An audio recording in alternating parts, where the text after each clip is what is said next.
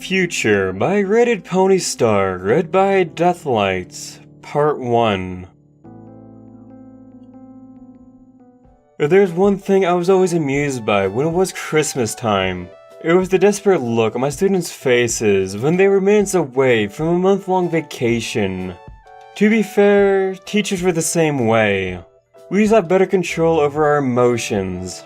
I calmly began saving my H-files on my M tablets, watching the holograms fade into the various save folders. I checked the crystal power to make sure I still had enough to play games on the way as I took the train to Teleportation Station. Normally I just flew to my house, but it was bitter cold out that day, and I hated getting my wings frozen. Even dragons got cold from time to time. I overheard the various students of mine, both human and pony, talk about various subjects like what they want for Christmas, prayers for the upcoming New Year, seeing family they haven't seen since the semester started, and more. Some were of the current events, like Discord's failing health. I made a mental note to visit him when I returned to Canterlot. The recent colonization of Mars, and the rumors of the new conversion potions that will allow those who took it to turn into other races from our old world. Apparently, since Discord was made up of multiple creatures, some of them griffin, minotaur, dragon, and such, some scientists believe it would be possible to make a potion that once turned humans into ponies, currently modified to do the reverse as well, into the other races of my old world. A part of it was all about preserving the legacy of those other races that were lost thanks to the Celestia's actions. Another part of it was just to make it into a rich fad that teenagers could get into. It was a subject I often brought up in our class. Being a history teacher, I focused on the First Contact era as it had been called since those years. I often addressed the issue of whether or not it was a good idea. The pro-argument stated that the potion is still able to cure diseases, mental disorders, and even limbs for those unfortunate and in dire health. Plus, unlike the original conversion potion Twilight and Celestia created, they kept their personalities and memories of their past lives as humans. Since then, humans have been using it to become ponies and vice versa. Some only use it to follow a crazed trend, only to change back a year or so later. Others found themselves preferring to be another race, or do it so they and their loved one, if they were a different race, could have children.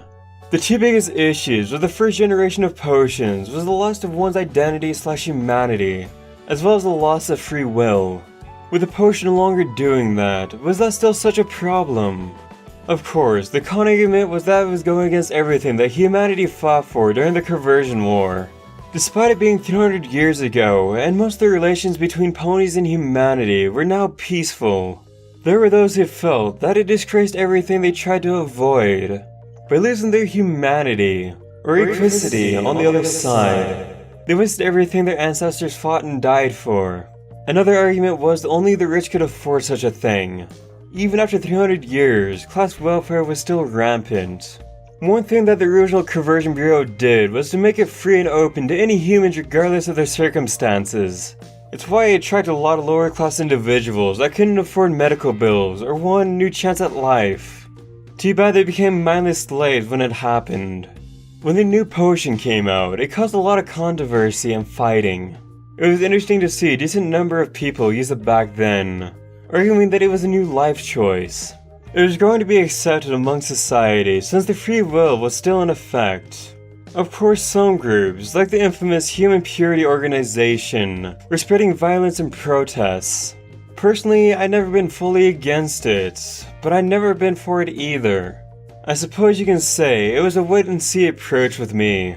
The new conversion potion had only been officially sanctioned for 16 years, despite the research being done long after the Conversion War. At least, that's what Lyra told me when she was still alive. I would not deny that the idea of more dragons existing was something I didn't mind. I was tired of being called the last dragon, despite it being truthful. It took a long time and a lot of therapy to finally accept the reality that when I die, my race would die along with me. Of course, they technically would not be like dragons for the old world. But then again, I barely knew anything about them when I lived there. But I was tired of the social and historical events, both present and past, for the year. I just wanted to go home and spend the next month in Canada with nothing but a peaceful frame of mind. I got my wish as the bell rang and every student ran, galloped, flew, or teleported out. Be sure to read about the Battle of Las Pegasus during the break. Merry Christmas and Happy Holidays. I shouted before they left, chuckling as they waved and said goodbye. Less than a minute later, I was completely alone in my classroom. I decided to take this time to pull out one of my cigars and light it up with a small burst of flame. Enjoying the taste, I sighed and leaned back in my chair with a smile while my eyes focused on the small picture frame I had. It showed me and my friends in Ponyville, and memories of Heartwarming Eve flooded in my mind. I could smell Pinky's cookies being baked in the oven, while Rarity had on her winter perfume for the holidays to go with whatever scarf she designed.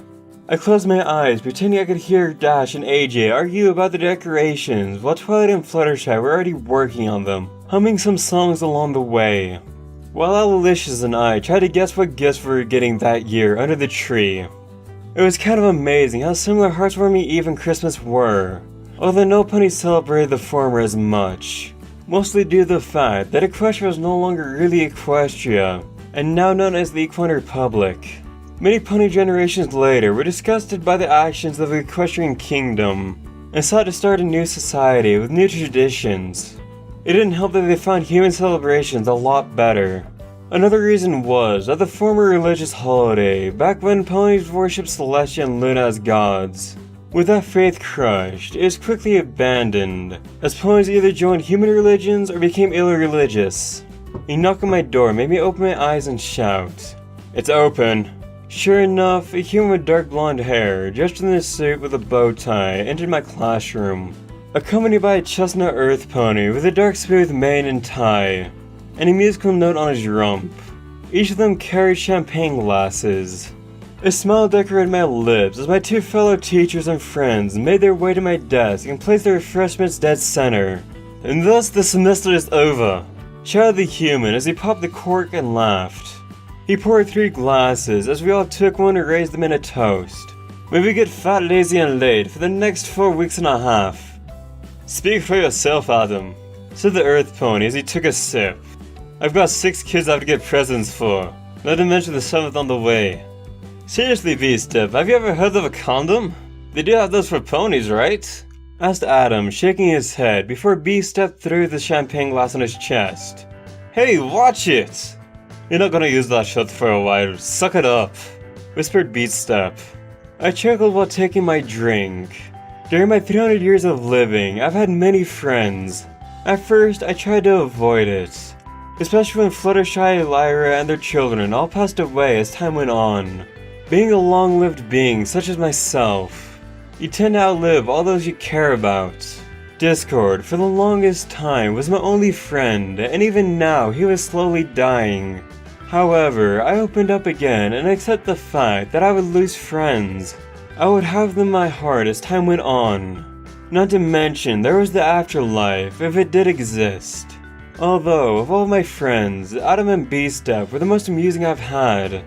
"So Spike," said Adam as he poured himself a second drink, "you're planning to head to Canada this year, right? You finally gonna ask that art chick out?" I nearly choked my drink before glaring at the grinning language teacher. "How many times do I have to tell you, we're just friends?" "Then why do you blush every time you mention her?" said Adam, chuckling. "Seriously though, it's been what, 6 years?" "7. I muttered, thinking about the human who, for lack of a better word, attracted me. I met her years ago when I took my leave for a while and visited an art gallery. There, I saw a painting of something that actually made me cry. It was a painting of my friends. All of them just standing there, smiling, having a picnic. Most of the time, everyone except Twilight and Fluttershy were always painted in a bad way, especially Rainbow Dash and Applejack. To see them together, happy, as friends that they were, made me tear up. A woman asked if I was okay. I told her I loved the painting. She told me thank you, and I learned that she wasn't only the owner of the gallery, but it was her painting as well. I told her my name was Spike. She said her name was Rebecca. We chatted. I took her out to dinner. We kept seeing each other, and she learned more about who the girls were really in life. Not what the propaganda movie spoke of. The girl's truth of the 6 girls, each unique, who had the true bond of friendship. Since then we had clicked, I guess. We had dinners, coffees, talks, and even just walks.